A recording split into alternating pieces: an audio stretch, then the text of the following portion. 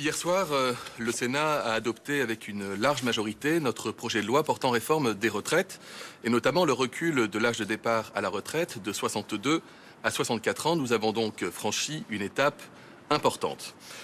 Nous avons su créer les conditions d'un accord avec la majorité au Sénat, avec une méthode éprouvée depuis plusieurs mois, d'abord à l'écoute des forces politiques de notre pays, à l'écoute des syndicats, évidemment toujours à l'écoute des Français.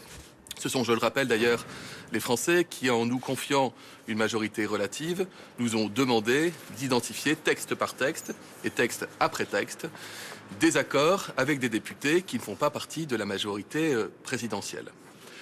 Je le disais, le Sénat a donc adopté cette réforme qui va demander aux Français de travailler progressivement un peu plus longtemps pour arriver à équilibrer notre système de retraite à horizon 2030, repoussant ainsi les alternatives que nous ne souhaitions pas davantage, qui consistaient à augmenter les impôts des Français, à baisser les pensions des retraités ou à alourdir encore la dette de notre pays pour les générations futures.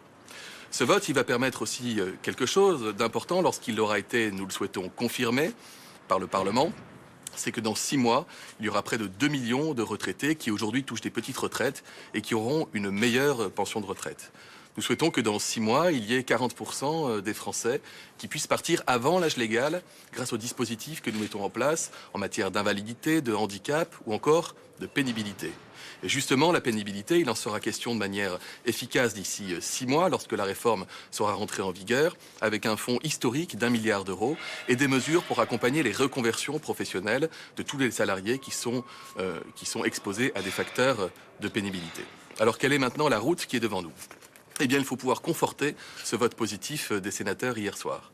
Il y aura une étape importante ce mercredi, puisqu'il y aura ce qu'on appelle une commission mixte paritaire, à savoir qu'il y aura des députés, des sénateurs, de la majorité présidentielle et des oppositions, qui seront réunis et qui vont chercher ensemble un consensus sur la base du texte qui a été adopté hier.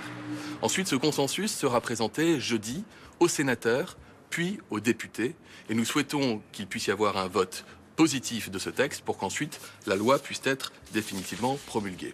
C'est la raison pour laquelle la Première ministre a souhaité nous réunir cet après-midi à Matignon avec l'ensemble des ministres concernés par cette réforme des retraites pour nous demander de travailler lors des jours qui restent devant nous à accompagner la recherche de ce consensus à la fois en commission mixte paritaire, à l'Assemblée nationale et au Sénat. C'est notre méthode, la méthode qui consiste à concerter, à chercher des accords, des consensus. Nous l'avons montré depuis plusieurs mois et c'est par cette voie que nous souhaitons l'adoption définitive du texte. Est-ce que vous pouvez nous dire ce soir que vous ne souhaitez pas qu'il n'y aura pas de 49.3 ?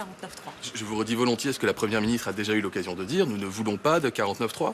Nous souhaitons transformer notre majorité relative en majorité absolue sur le texte des retraites et nous nous sommes donné les moyens de le faire en faisant évoluer progressivement notre projet. Je vous rappelle qu'initialement, on parlait d'un départ à 65 ans, c'est aujourd'hui 64 ans. Et puis nous avons introduit par voie d'amendement, à l'écoute des syndicats, des forces politiques, notamment de la majorité, mais aussi des oppositions, des mesures fortes, des mesures importantes.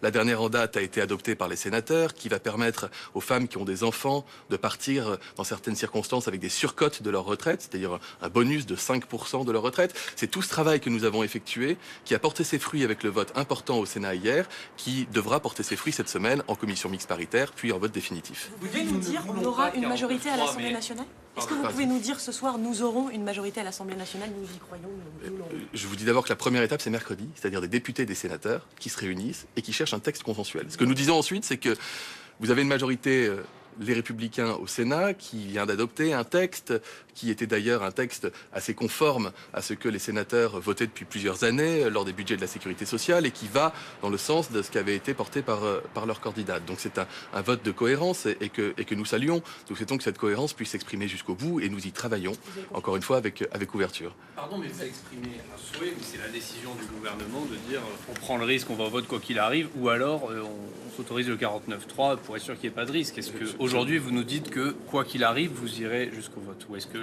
la priorité, c'est de faire voter le texte, quels que soient les moyens? D'abord, nous ne renoncerons pas à notre réforme des retraites.